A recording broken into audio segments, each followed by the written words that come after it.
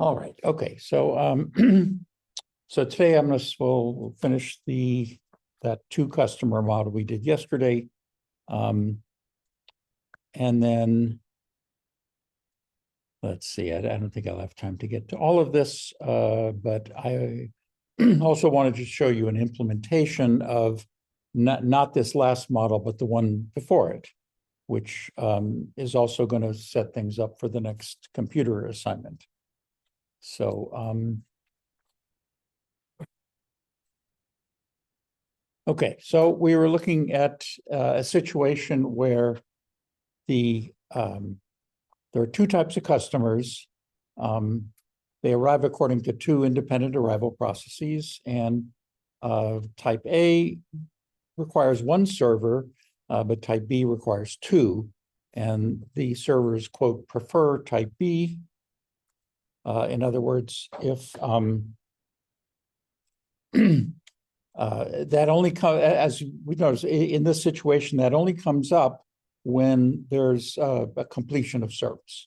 And as we saw, the completion of service was a bit more complicated in this case. So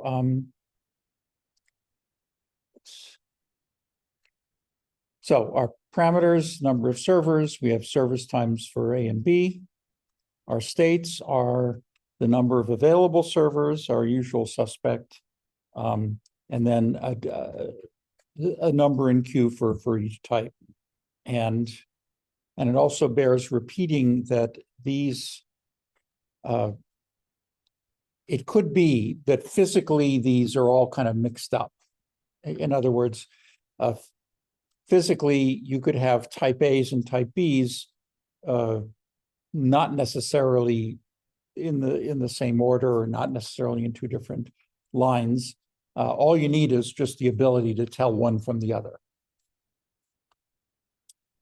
So, okay, and so we've been through most of this, and actually something that I hadn't realized until yesterday was that this condition actually could be reduced to simply noticing whether there was somebody in the queue, because somebody would be, the only way somebody would be in the queue, just to reiterate, would be if there weren't any available servers immediately before this event, which meant that when this state transition occurred, it would go from 0 to 1. And so you knew you only had one.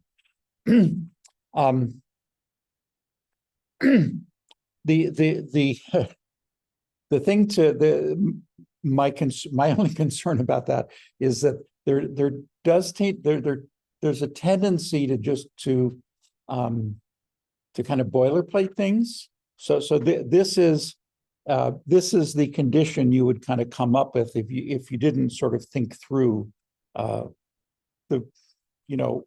that was all about. And in other words, the logic that allows you to say this is a little more complicated than for our basic model. So just be aware of that. And then the final, okay, so that's what happens when we finish service on a type A. And the reason we had to have two different end service events is because the state transitions were different. So here, our state transition was incrementing S by 1, and here it was incrementing S by 2. So whenever you have two different state transitions, if you can't, there are kind of two choices. One is you have a different event for each one. The second choice, which I'm not going to explore here because I haven't figured it would actually be fairly well. Maybe I'll make you do it as an exercise because I'm.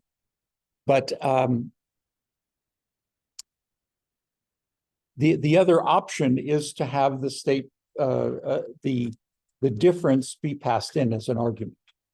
So at least sort of think of we could combine these two end service events and put the argument for whichever one, however many it was. So the argument be either 1 or 2. You could increment S by whatever value was passed, and then kind of do the thing. So, but it would be a bit of spaghetti. It's enough of spaghetti as it is, but that would be an interesting exercise. Maybe I'll do that for next time. Well, not next time, maybe next week, because tomorrow is an important other model. Okay, so then the other tricky thing is that when we finish service on type B, we have 2 available servers now, and this is different than everything else we've had before, because in the past, whenever there was a service completion, you only got 1 server. But now we have 2, and there are a number of different possibilities. So if there's because we prefer Bs, and because we have at least 2 servers, we know we can just check to see if there's a B waiting, we can schedule a start server on that with no problem. Okay, but what if there isn't a B waiting? Well, what if there are these A guys waiting and no B?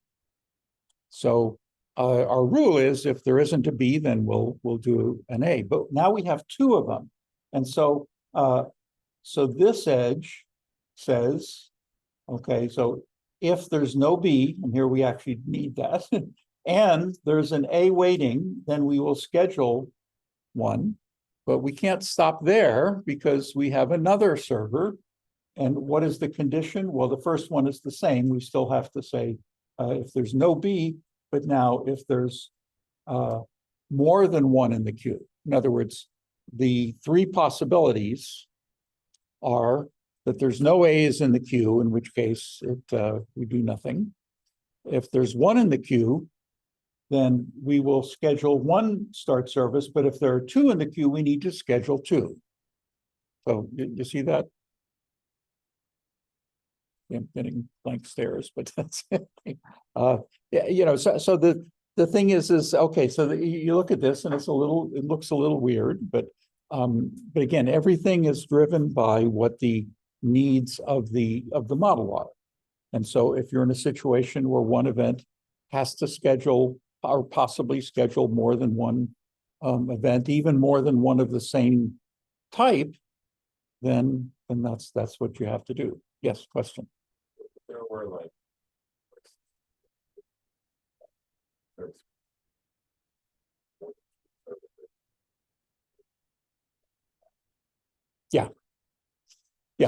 So the question is, you know, what if the type B's needed 3 or 4 or well, in this with this approach, you would need additional ones, which leads to the question of, well, what if each part that arrived or each customer that arrived needed a random number of servers? So that's with the approach we're taking here, that isn't a reasonable type thing.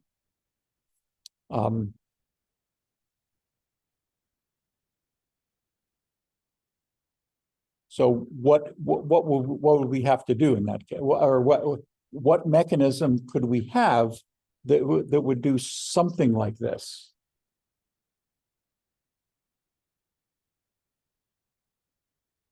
So again, let's say if the type Bs showed up and they could require 2 or 3 or 4 servers, for example, just supposing it was randomly generated, or we didn't, you know, 4 or 5, or say, you know, we didn't have any we didn't necessarily know how many. Well, instead of doing this, we could replace this with our for loop. So we would have an event and we would start passing an index to it. And with each index, it would be scheduling a start service. And this is where the high priority of the start service would start to kick in, because after each one of those, the start service that it's scheduled would kind of get ahead of it. And then and you would basically keep doing that as long as there was somebody in that queue. Can you envision that? You know, in other words, you would have, I don't know, maybe an event called check. And then you would pass it a value. And then for each one of those, you would schedule a start service with high priority. And now the condition would just be that QA is bigger than 0.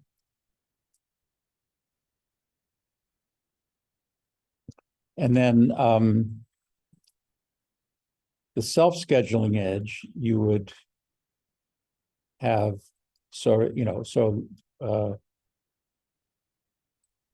this would have to be sort of I less than, however many, let's say there were K that you had to do, and we'd pass I plus 1.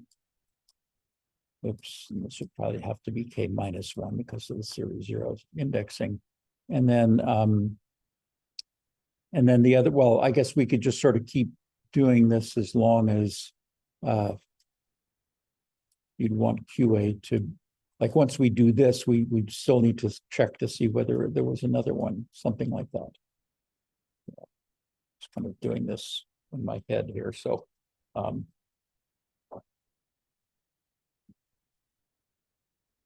okay, you'd have to do, like whenever there's a repetitive situation where you would at least have some idea of what it, either how many there were or what the condition is, then you could have some kind of self-scheduling thing like that, just as we kind of did with with that last assignment and the batch arrivals. So now here's where we need adapters, because notice that the arrival events aren't called arrival, and we can't really use we could maybe use one of these for arrival, but the other one would have to be called something different.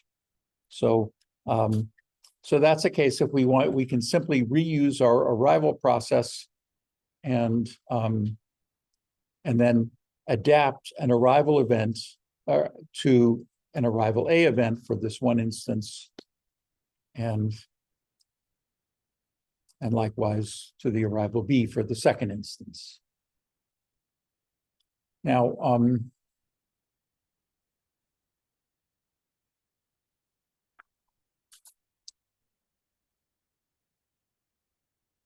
let me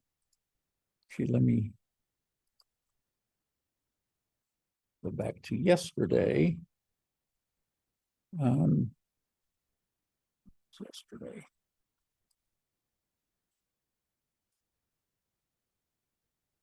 Okay, yeah. Yesterday we had a simpler model of this and then we had one that was just sort of plain, and then a second one that had arguments. And so what I've done is I've implemented this one, but only in the Java. I haven't been able to. I haven't finished the Python one yet. So, but that'll be the Python one will be forthcoming.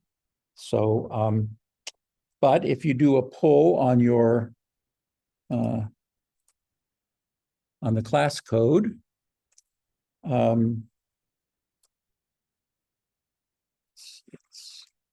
right.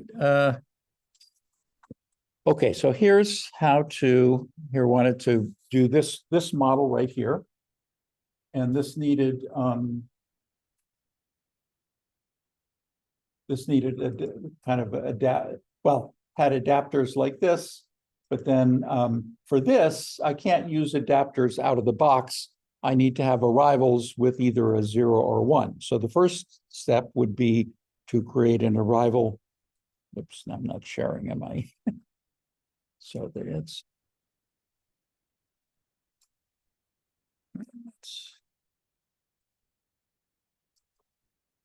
Okay, so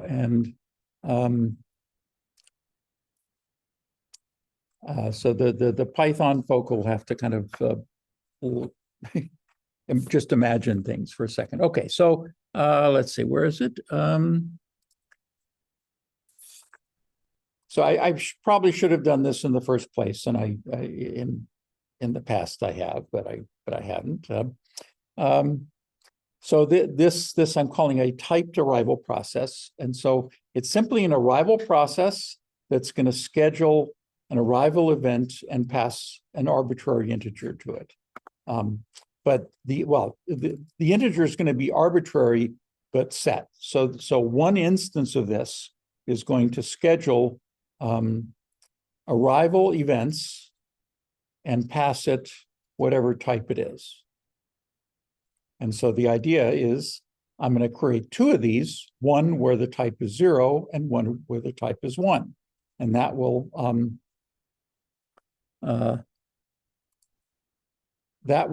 allow me to drive this. Now, this class called the toCustomer_type_server. So this isn't the model we just did. This is the one from yesterday.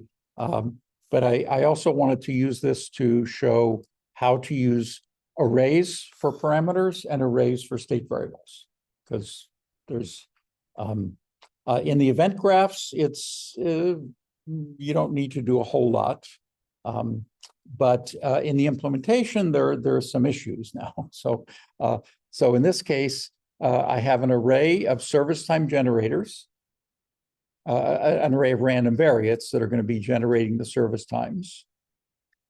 And then just our usual suspect for the total number of servers. And the number of available servers state is, again, just the usual one. But now I have an array, a state array, which is going to be the number in the queue.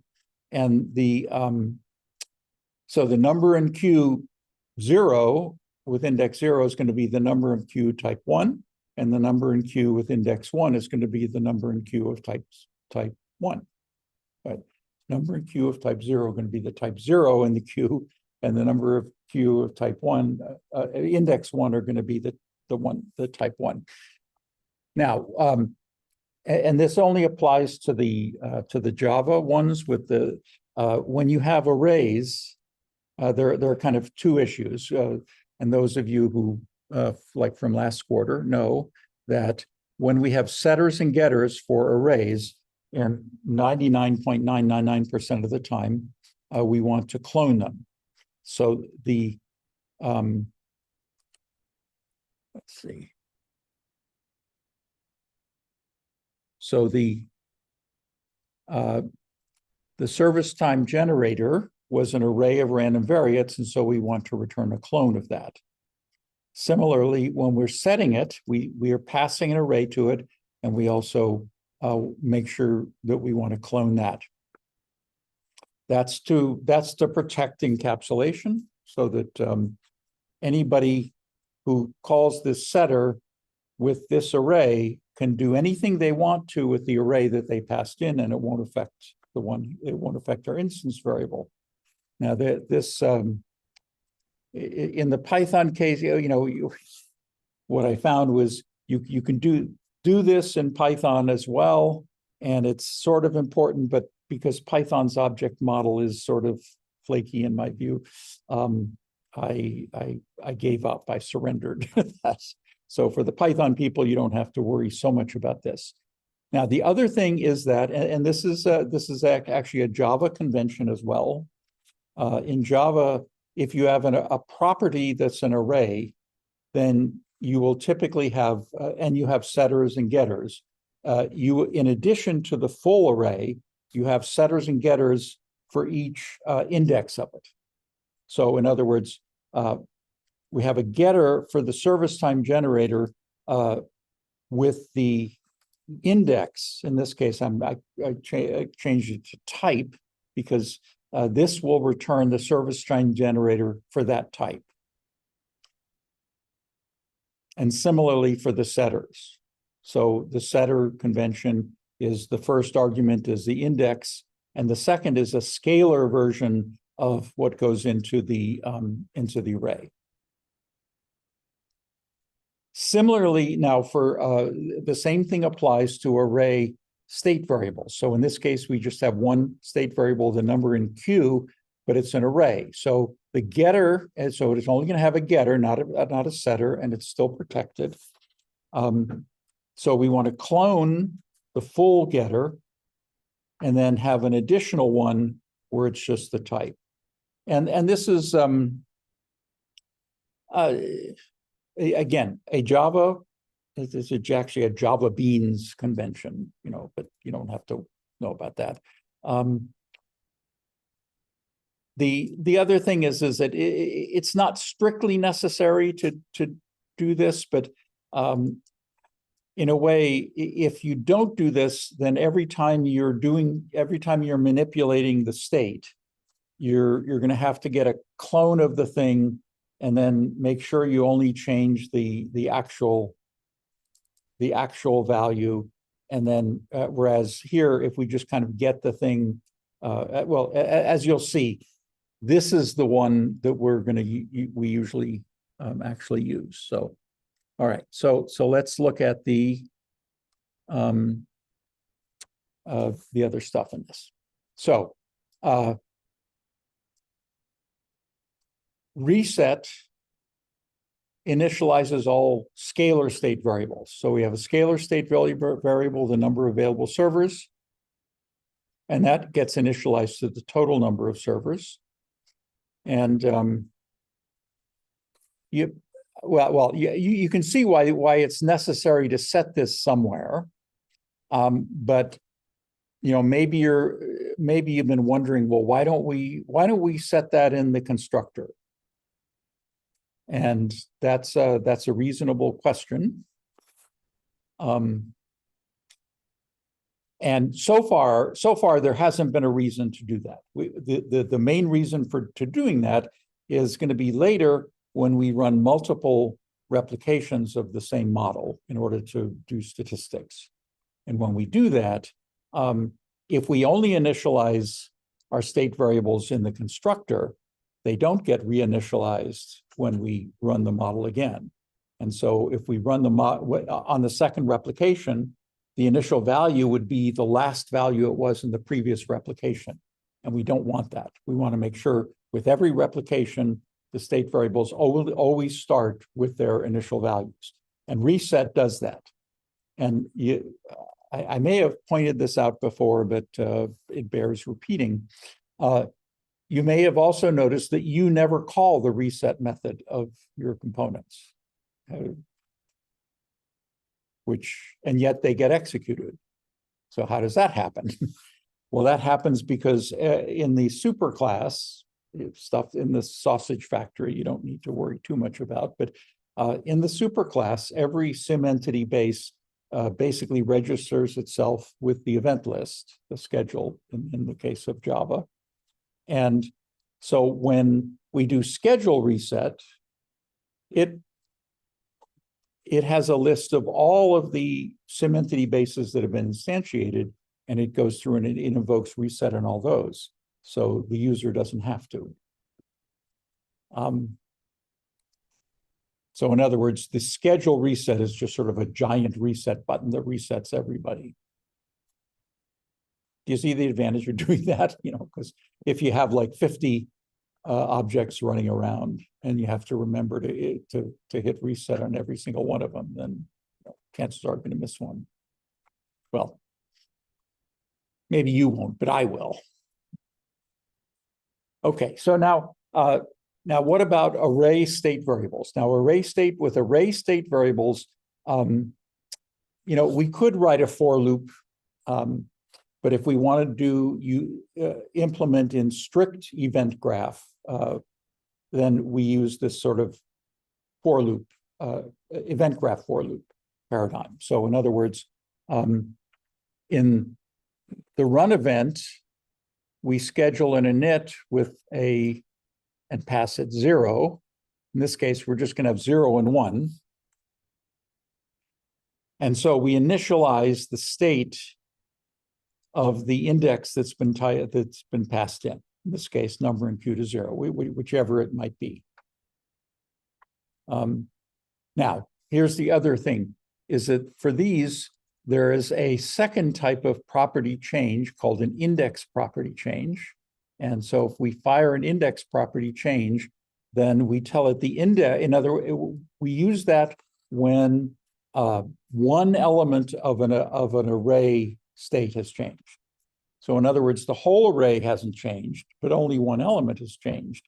And so really a listener is kind of only interested in that one element that's changed, but it needs to know, really have several pieces of information. Well, first it needs to know which state it was, and then you tell it here. It needs to know what the value is, and that's what you tell it here. And then, but then it needs to know which element of the index, which element of the array was actually changed, and that you tell it here. And interestingly, kind of an, just as a by the, this was something which was not originally in Java. So the earlier versions of SimKit had to kind of roll their own for this. And then lo and behold, Java came out and added the index property event. So so I was able to use that. So I kind of beat them to the punch in that sense. Okay, so that's initializing array states is you do this sort of init spinning. So here's, here's now the arrival, which we're going to hear from that other thing. And then for the Java, we do the old new value. So here it's an arrival of this type of thing. So we are only going to increment the number in the queue of that one index, and we fire an index property change, giving it the index, the name, etc. And then, okay, so then we will schedule a start service, and we need to tell it which type we're scheduling. So similar. So here's the start service. This could be either 0 or 1. Likewise, the number in queue, we do the same dance there. And now we're going to schedule an end service, and the service time generator we use is the one for that type. So we get to kind of pick. Now here's where if you remember, there was a slightly complicated thing. So for the end service event, this is where the priority comes in. So if the number in the queue of type 0 is bigger than 0, we'll schedule a start service passing at 0. And otherwise, if the number in the queue of type 0 is 0 and the number in queue of type 1 is bigger than 0, then we'll schedule a start service of type 1. And the programmer and you might say, well, we could do this with an else if, and that's absolutely true. But what this is this is a direct translation of what the event graph is. And you can never go wrong with that as long as the event graph is correct, of course. And so it would not be a crime if you looked at this and said, well, I'll do an else if, because that's a little more efficient. Not that much more efficient, but okay. So is that, hopefully this was kind of clear. And again, you have the stuff. Now, the second piece is how do we collect statistics on states that are arrays? Because now what's happening is these index property changes are going to be fired, and are well, we'll get to that when we get there. Okay, so here I need to create 2 of these type arrival processes things, and I gave them both exponentials but with different inter-arrival times. And so here I'm instantiating 2 of these. These are these typed arrival processes that I just did earlier. Similarly, I need 2 service time generators. So for the type 0s, it's going to be gamma, and for the type 1s, it's going to be uniform. And where do these come from? Just made them up in this case. Where would you, in an actual situation, you would have to do some analysis of, ideally analysis of data. If there are no data, there's actually a fallback thing we'll talk about when we cover random variates later on. But for now, it's just assume that somebody's figured out that this is what we have. And so we can instantiate this. Now, here's what now for debugging purposes, that's where I hope it bears repeating that, I mean, you've heard my harangue about how print statements are really the worst way to try to debug code, because, you know, you have to, once you validated a piece of, you know, your component, and you want to kind of run it for real, then you have to actually edit it after you validated it, and that's a state of sin, really. Firing these property changes allow you to just sort of only listen. If you're listening to the property changes, I can just sort of print them out instead of having print statements. And if I don't want to do that, I just comment it out. So I'm just not listening. But those, okay, so they're both adding a sim event listener in this case. In this case, I'm not using an adapter in this case, but why? Because I have arrival named events in each case. For the Python one, I think I'm gonna have to use adapters, but okay, so simple stats time varying, we've been using that since the beginning to collect a time average of the number of available servers. Okay, but here's where we have this one object. Now, for each of we've seen three types of simple stats. We've seen the simple stats time varying, the simple stats tally, and then the collection one, which does a time average of the number of size of a collection. So for each of those, there's a corresponding one that has the prefix multiple in front of it. I probably should have called it indexed, but you know, multiple, because what it does, so here's a multiple simple stats time varying, which I'm going to use for the numbering queue. What it does is it will only respond to index property changes. And when it does, it basically sorts the data that it's heard by the index. So, and it does it on the fly, which is kind of nice. In other words, the first time it hears one, it basically checks to see, have I heard one with this index before? If not, then in this case, it's going to instantiate a simple stats time varying, and under the hood, it puts it into a map and then keeps track of it that way. But you don't need to know that. All you need to know is that if I listen to this, and this hears index property changes called number in queue, then when we run it, here's where well, let's run the thing and see what we get. Okay, and then, you know, we always kind of print these out just to make sure that the parameters I thought I was giving you are the parameters that you actually got. So here's the first arrival process. Here's the second one. So the type 0, type 1. Here's our server. There you got the gamma uniform. In this case, turned out I fiddled with this a little bit, but it turned out to get reasonable, I needed at least 5 servers in order to have this kind of work out. So if we look at we compute the average utilization using the standard thing, but then you see here, if I just kind of loop over the types, so here type 0 and type 1,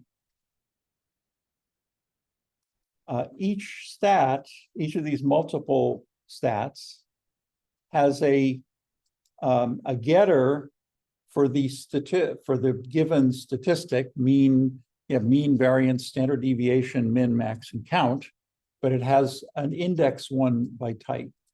So here we see that the average number in queue for type 0 for this run was about this, and the average number for type 1 was considerably more.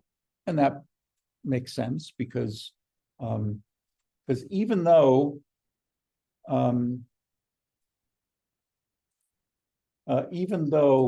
the arrivals were sparser for type 1, and see the average is about 6. This was well, was a little bit, I should have flipped those, but anyway, the point is that this shows what happens with the preference. Okay, so just to kind of recap, there are a couple of important things here and that we're going to utilize tomorrow as well. One is the array parameters and array states.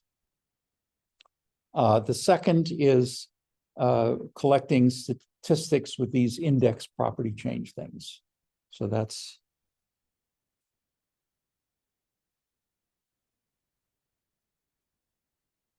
and again for the Python folk, there's going to be a Python version of that coming up.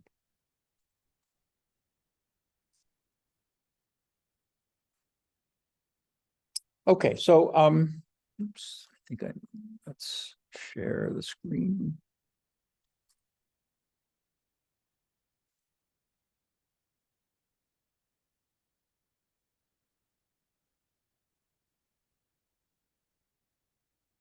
Okay, so now now the next little thing is we've seen that there's an advantage, that there is some advantage to using these entities for customers.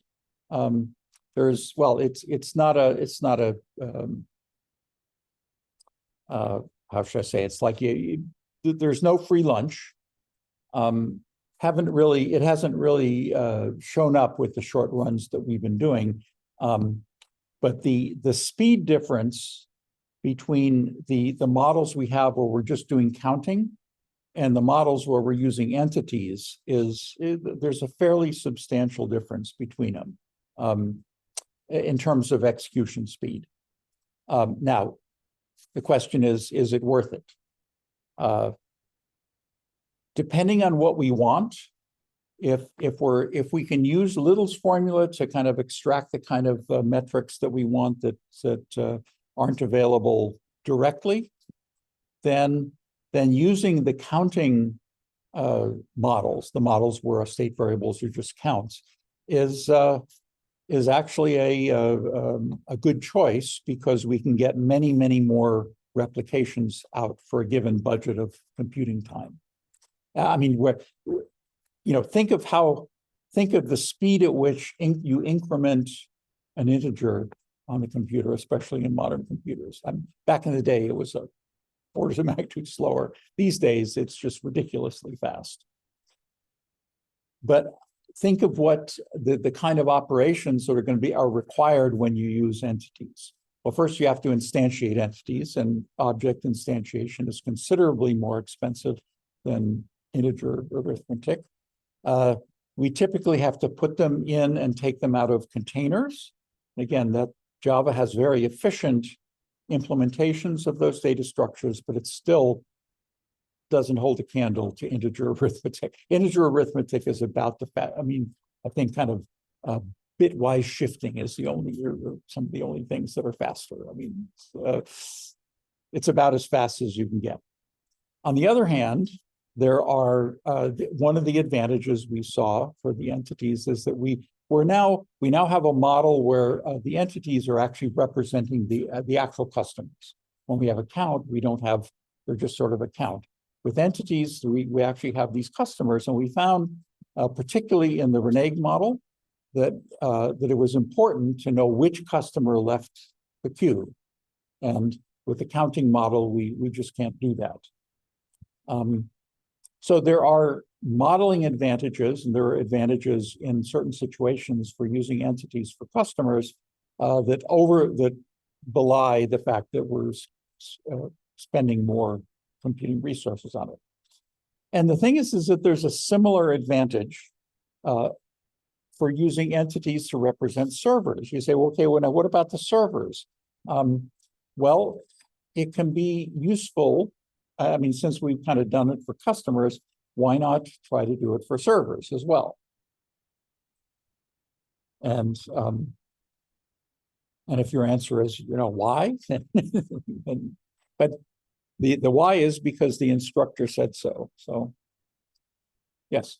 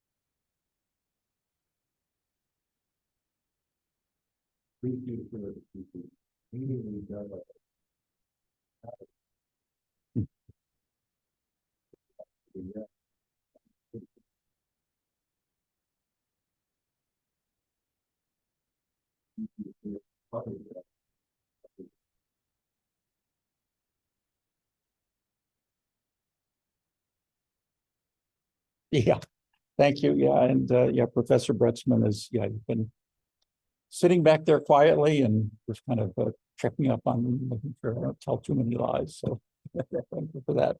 And thanks for the endorsement. Yeah.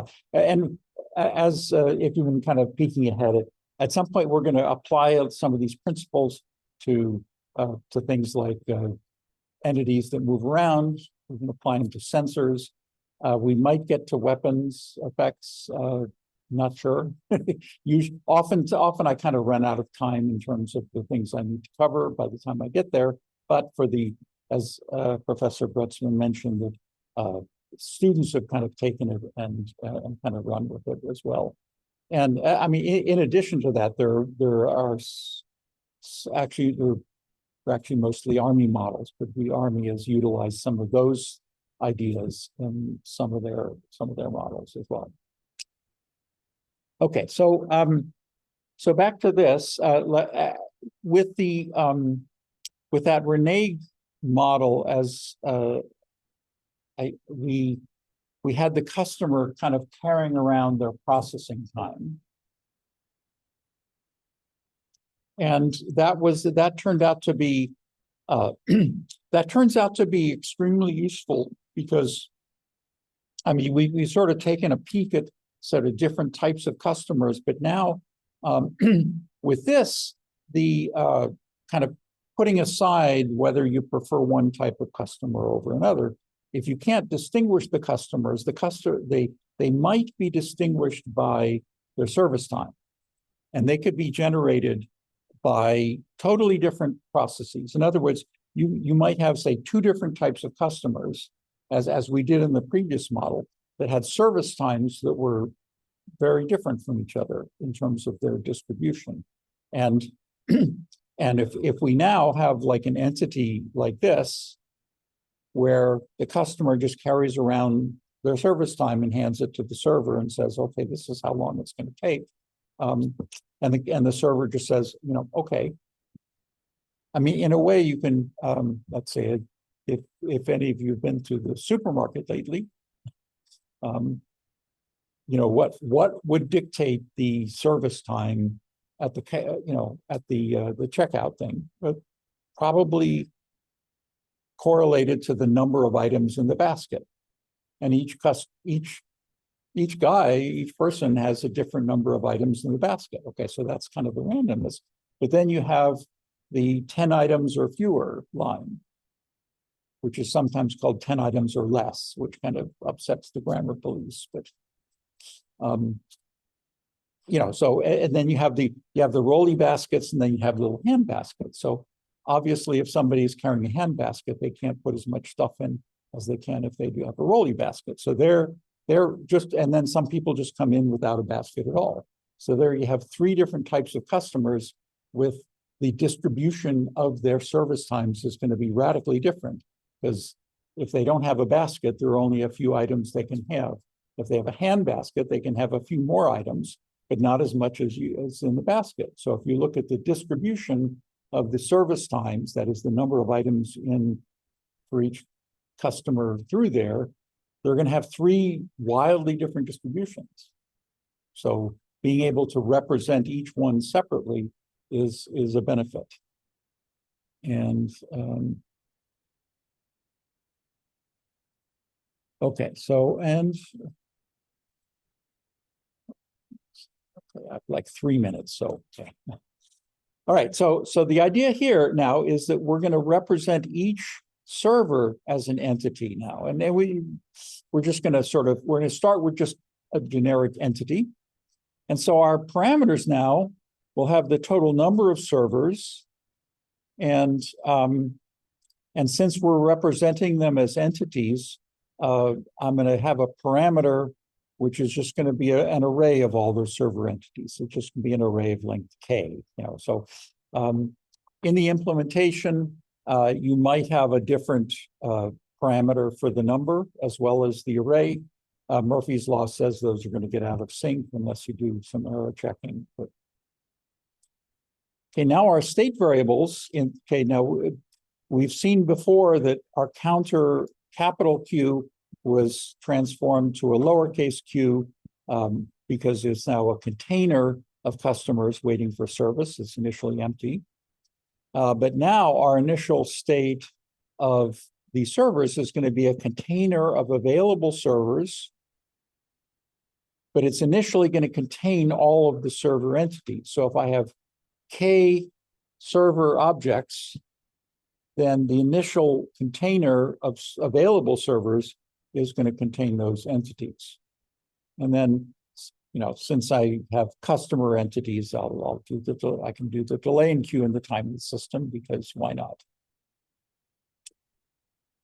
By the way, this should kind of, in case you were wondering, back in our initial model, why did we have the number of available servers as the state variable instead of the number of busy servers? And I mean, it's a totally arbitrary decision, but it's not totally arbitrary, because if you look here at this model, if we have